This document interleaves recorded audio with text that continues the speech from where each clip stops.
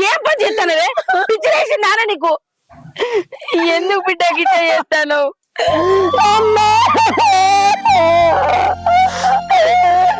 నాకు బతకాలని లేదమ్మా. ఇందాక సుకన్య వచ్చి మాట్లాడాను నిన్నమ్మా. నేను నా బతుకు మాడగాను ఎందుకే అమ్మా నాకు ఇలాంటి రాత రాసిన దేవుడు. నువ్వు అట్లా మాట్లాడకు బిడ్డ లోకం మీద లేరానే నీకు నేనున్నా మీ చిన్నప్పుడే మీ అయ్య చచ్చిపోతే నేను ఇట్లా అనుకునేది ఉంటే నువ్వు ఈ రోజు గింత పెద్దదాని అయ్యేదానివానే చెప్పు. అది కాదమ్మా నన్ను ఒక్కదాన్ని అంటే పర్వాలేదు నా వల్ల నీకు కూడా మాటలు అవుతున్నాయి బయటికి కూడా పోలేకపోతున్నావు అమ్మా. నేను దరిద్రం కొట్టుదాన్ని నా జాతకమే దండగా అమ్మా.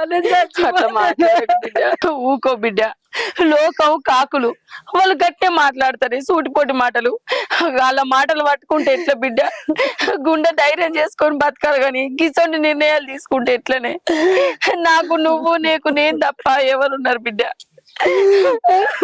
అమ్మా నన్ను ఒక్కదాన్ని ఇడిచిపెట్టిపోతా అనుకున్నావా బిడ్డ. అట్లా కాదే అమ్మా. లోకం మీద భార్యలు చనిపోయిన భర్తలు ఎంతో మంది ఉన్నారు.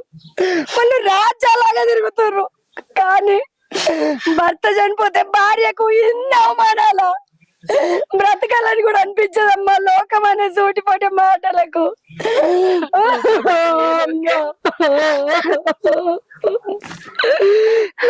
నీకు మాటలు వద్దమ్మా. ఎవరో ఏదో అన్నారని నువ్వు అన్ని మనసులో పెట్టుకోకు బిడ్డ. నీకు నేను ఉన్నా కదా నేను చూసుకుంటా బిడ్డ. నువ్వు ఇసోటి నిర్ణయాలు తీసుకోకు బిడ్డ. ఇంట్లో కూడా